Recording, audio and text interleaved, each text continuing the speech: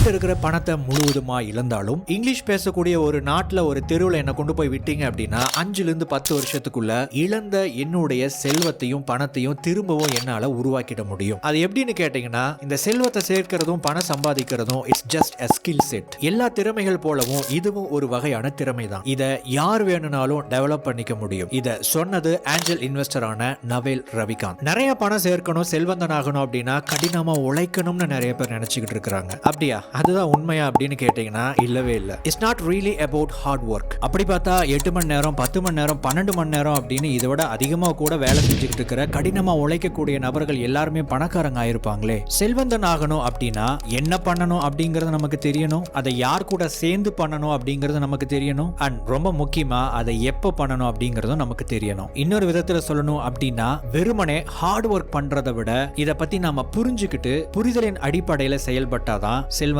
ஆக முடியும். Yes, of course hard work அப்படிங்கிறது ரொம்ப முக்கியம். கடின உழைப்பு அப்படிங்கிறது எல்லா துறைக்கும் இன்றியமையாத ஒன்றுதான். ஆனா அந்த கடின உழைப்பு அப்படிங்கிறது சரியான ஒரு பாதையில டைரக்ட் பண்ணப்படணும். அப்பதான் அந்த ஹார்ட் ஒர்க்குக்கு சரியான ஒரு வேல்யூ கிடைக்கும் அண்ட் அதிகமான செல்வத்தையும் சேர்க்க முடியும். நீங்க எதுல வேலை செய்யணும் அப்படிங்கிறது உங்களுக்கு தெரியல அப்படின்னா உங்களுடைய முதல் வேலை அதை கண்டுபிடிக்கிறதா தான் இருக்கணும். நிறைய பேர் நம்ம என்னதான் பண்றோம், எங்க தான் போய்கிட்டு இருக்கிறோம் அப்படிங்கறதே தெரியாத அளவுக்கு மாடா உழைச்சு ஓடா தெரிஞ்சுக்கிட்டு இருக்காங்க. அப்படிப்பட்ட நபர்களா நீங்க இருக்க கூடாது. நவேல் ரவிகாந்த் ரொம்ப வருஷமா அவருடைய மனசுக்குள்ள வச்சுக்கிட்டு இருந்த அவர் நம்பரை அண்ட் அவர் ஃபாலோ பண்ண எக்கச்சக்கமான கருத்துக்களையும் பிரின்சிபல்ஸையும் அவருடைய நாலேஜையும் அவருடைய ட்விட்டர் பக்கத்துல ஒரு ட்வீட் ஸ்டாம் மூலமா வெளிப்படுத்தி இருந்தாரு. இதை எல்லாத்தையும் ஒண்ணு சேர்த்து எரிக் ஜார்ஜன்சன் அப்படிங்கிறவர் ஒரு புத்தகமா தொகுத்து வெளியிட்டாரு. அந்த புத்தகத்தோட பேரு the almanack of Naval Ravikant. நாம இந்த புத்தகத்தின் வாயிலா நவேல் ரவிகாந்தினுடைய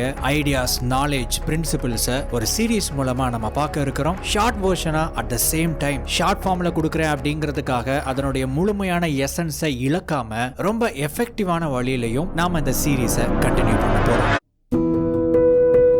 அதிர்ஷ்டம் இல்லாமலும் பணக்காரனாவது எப்படி? பணத்தையோ அந்தஸ்தையோ தேடுவதை விட செல்வத்தை தேடுங்கள். நீங்கள் தூங்கும் போதும் கூட உங்களுக்கு சம்பாதித்து கொடுப்பது செல்வம். பணம் என்பது செல்வத்தையும் நேரத்தையும் கடத்துவதற்கான கருவி. அந்தஸ்து என்பது சமுதாயத்தில் உங்களுடைய நிலை. நியாயமான முறையில் செல்வத்தை உருவாக்கிட முடியும் என்பதை புரிந்து கொள்ளுங்கள். நீங்கள் மறைமுகமாக பணத்தையோ செல்வத்தையோ வெறுத்தால் அது உங்களிடம் வருவதை தவிர்த்துவிடும். தங்களுடைய அந்தஸ்தை வைத்து பந்தா காட்டும் மனிதர்களை தவிர்த்து விடுங்கள். உங்களுடைய நேரத்தை நீங்கள் வாடகைக்கு விடுவதன் மூலம் உங்களால் செல்வந்தனாக முடியாது. நீங்கள் நிச்சயமாக ஒரு தொழிலில் பங்குதாரராக இருக்க வேண்டும். நீங்கள் பொருளாதார தன்னிறைவை அடைய வேண்டும் என்று விரும்பினால் மக்கள் விரும்பும் ஒன்றை அல்லது அவர்களுக்கு தேவைப்படும் ஒன்றை நீங்கள் கொடுப்பதன் மூலம் செல்வந்தனாக முடியும். ஒரு தொழில்துறையை தேர்ந்தெடுங்கள். அத்துறை நீங்கள் நீண்ட நெடுங்காலம் பணியாற்றக்கூடியதாக இருக்க வேண்டும். இன்டர்நெட் மிகப்பெரிய வாய்ப்புக்கான கதவுகளை திறந்திருக்கிறது.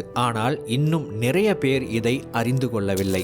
நீங்கள் தொழில் ரீதியான கூட்டாளிகளை தேர்ந்தெடுக்க வேண்டுமானால் அவர்களிடம் இந்த 3 குணங்கள் இருக்குமாறு பார்த்து கொள்ளுங்கள். புத்தி கூர்மை, ஆற்றல் மற்றும் நேர்மை. இழிவானவர்களோடும் எதிர்மறை எண்ணம் கொண்டவர்களோடும் கூட்டு சேராதீர்கள். விற்க கற்றுக்கொள்ளுங்கள், உருவாக்க கற்றுக்கொள்ளுங்கள். உங்களால் இந்த இரண்டையும் செய்ய முடிந்தால் நீங்கள் தடைகளை தகர்த்தெறியும் வெற்றியாளனாகலாம். நீங்கள் பிரத்யேக அறிவு, பொறுப்புணர்வு மற்றும் குறைவான நேரத்தில் அதிக செயலை உருவாக்கும் திறன், லீவரேஜ், இந்த 3ஐயும் வளர்த்து கொள்ளுங்கள். பிரத்யேக அறிவை பயிற்சியின் மூலம் உருவாக்கிட முடியாது. அது முடியும் என்றால் இந்த சமுதாயம் வேறு ஒருவருக்கு அந்த பயிற்சியை கொடுத்து உங்களுடைய இடத்தில் வேறொருவரை உட்கார வைத்துவிடும். உங்களுடைய உண்மையான ஆர்வத்தையும் விருப்பத்தையும் பின்தொடர்வதன் மூலம் மட்டுமே பிரத்யேக அறிவை உருவாக்கிட முடியும். பிரத்யேக அறிவை உருவாக்குவது என்பது உங்களுக்கு ஒரு விளையாட்டை போன்றும் மற்றவர்களுக்கு இது கடினமான ஒரு வேலை போன்றும் இருக்கும். பிரத்யேக அறிவை பள்ளிக்கூடங்கள் மூலம் கற்றுத்தர இயலாது. கற்றுத் தேர்ந்த ஒருவரிடம் இணைந்து செயலாற்றுவதன் மூலமாகவும் கவனித்து சுயமாக புரிந்து கொள்வதன் மூலமாக மட்டுமே கற்றுக்கொள்ள முடியும். பிரத்யேக அறிவு நுட்பமானதாகவோ ஆக்கப்பூர்வமானதாகவோ இருக்கும். ஆதலால் இதை மற்றவர்களை வைத்து செய்வதென்பது இயலாத காரியம். பொறுப்புணர்ச்சியை வளர்த்து கொள்ளுங்கள். சுயமாக தொழில் ரீதியான சவால்களை சந்தியுங்கள். இந்த சமுதாயம் பொறுப்புடன் தொழில் ரீதியான பங்கையும் குறைந்த நேரத்தில் அதிக செயலை வெளிப்படுத்தும் திறனையும் உங்களுக்கு பரிசளிக்கும். எனக்கு மிக நீண்ட ஒரு நெம்புகோலையும் நிற்பதற்கு சரியான ஒரு இடத்தையும் தாருங்கள். இந்த பூமியை நான் அசைத்து காட்டுகிறேன். ஆர்க்கிமெடிஸ். செல்வ வளத்தை உருவாக்க குறைவான நேரத்தில் அதிக செயலை செய்யும் திறன், அதாவது லீவரேஜ் தேவைப்படுகிறது. மூலதனம் என்பது பணம். பணத்தை உருவாக்க உங்களுடைய பிரத்யேக அறிவையும் பொறுப்புணர்ச்சியும் ஒன்றிணைத்து நல்ல விளைவுகளை முன்மாதிரியாக மக்களுக்கு காட்டுங்கள். குறைந்த நேரத்தில் அதிக செயலை வெளிப்படுத்தும் திறன்களில் முதலீடு மற்றும் வேலையாட்கள் ஆகியவை உள்ளடக்கமாகும். எல்லோரும் முதலீட்டை உருவாக்க ஓடிக்கொண்டிருக்கிறார்கள், ஆனால் அதை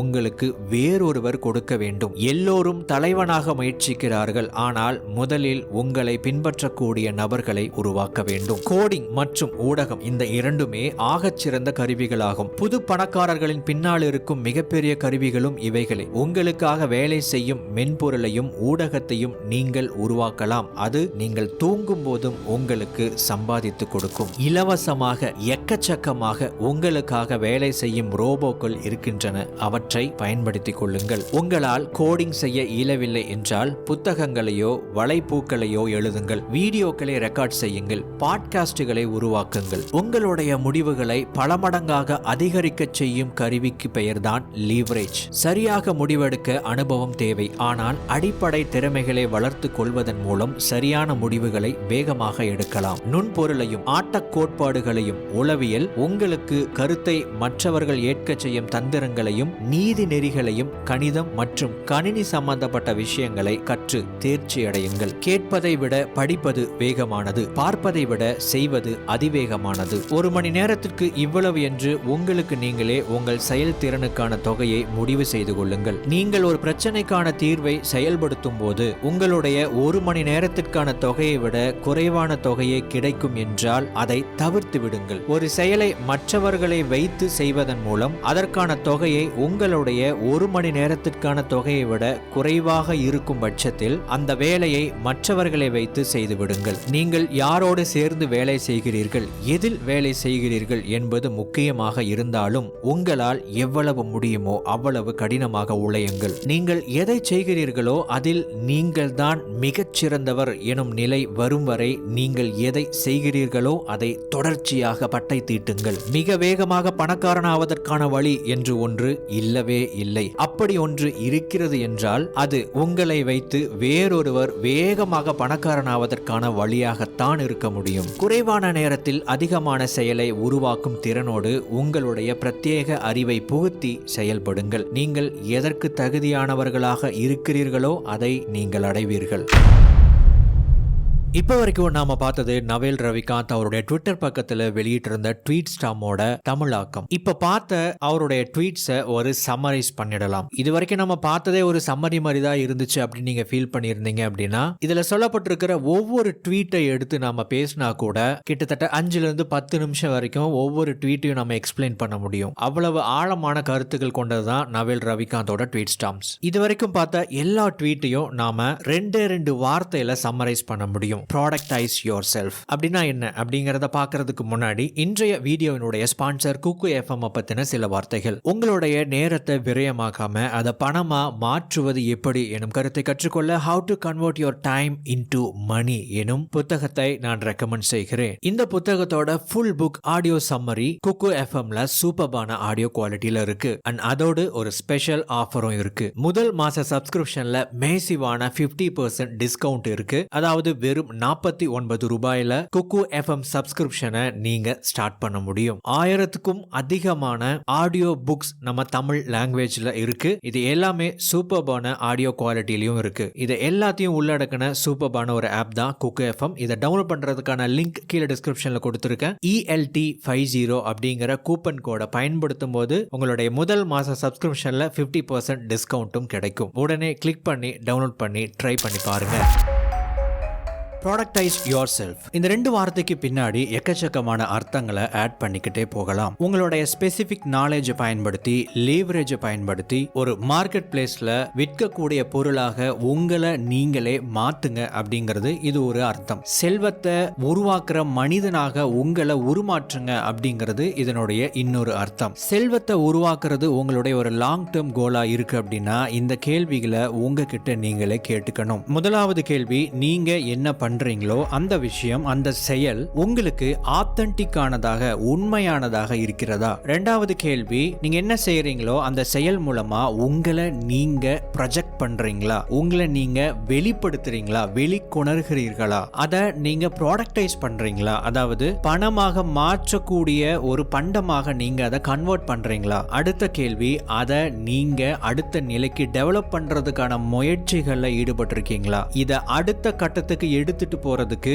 இன்டர்நெட், மீடியா, கோடிங் இது மாதிரியான டெக்னாலஜியை நீங்க பயன்படுத்துறீங்களா? பணம் அண்ட் செல்வம், இந்த ரெண்டுக்குமான வித்தியாசம் என்ன? செல்வத்தை டிரான்ஸ்ஃபர் பண்றதுக்கு பயன்படுத்துற கருவிக்கு பேரு தான் பணம். இது ஒரு வகையான சோஷியல் கிரெடிட், மக்களுடைய நேரத்தை நீங்க பயன்படுத்துறதுக்காக பயன்படுற கருவி. நான் ஒரு வேலையை சரியா செஞ்சேன் அப்படின்னா அதன் மூலமா மக்களுக்கு வேல்யூவை நான் கிரியேட் பண்றேன் அப்படின்னா இந்த சொசைட்டி, நன்றி மகனே, நீ செஞ்ச இந்த வேலைக்காக உனக்கு ஃபியூச்சர்ல, எதிர்காலத்துல, அதாவது இதுக்கப்புறம் உனக்கு தேவைப்படுற, நீ விரும்புற விஷயங்களை அடையிறதுக்கான ஒரு டிக்கெட் இதுதான், இதை வாங்கிக்கோ அப்படின்னு சொல்லிட்டு ஒன்று கொடுக்குறாங்க பார்த்தீங்களா, அதுதான் பணம். இதை நீங்க அடைஞ்சிட்டா உங்களால எல்லாமே அடைஞ்சிட முடியும் அப்படின்னு நீங்க நம்பிக்கிட்டு இருக்கிறீங்க.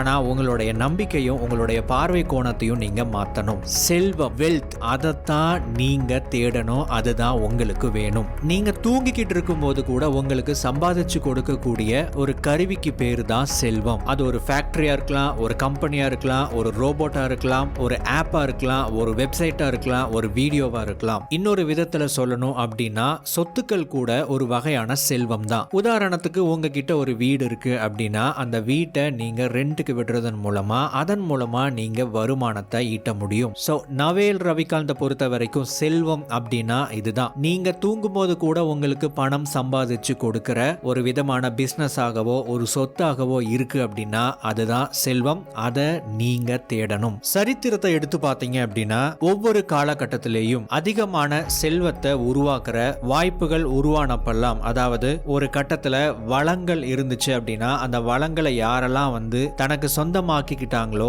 அவங்கெல்லாம் மிகப்பெரிய செல்வந்தர்களா இருந்தாங்க. அதுக்கப்புறம் இண்டஸ்ட்ரீஸ் வந்துச்சு, அந்த இண்டஸ்ட்ரீஸை யாரெல்லாம் ஓன் பண்ணாங்களோ அவங்கெல்லாம் மிகப்பெரிய ஒரு வெல்தி பர்சனா இருந்தாங்க. அதுக்கப்புறம் எண்ணெய் வந்துச்சு, இந்த ஆயில அல்லது ஆயில் சம்பந்தப்பட்ட தொழில்கள்ல யாரெல்லாம் ஈடுபட்டாங்களோ அவங்கெல்லாம் நிறைய சம்பாதிச்சாங்க, மிகப்பெரிய செல்வந்தர்கள் ஆனாங்க. சோ அந்த வரிசையில நாம வாழ்ந்துகிட்டு இருக்கிற இந்த காலகட்டம் டெக்னாலஜி யுகம். இங்க யாரெல்லாம் இந்த டெக்னாலஜியை தன்னுடைய வசப்படுத்திக்கிறாங்களோ அவங்க எல்லாம் அதிகமா சம்பாதிச்சுக்கிட்டும் செல்வங்களை உருவாக்கிக்கிட்டும் இருக்கிறாங்க.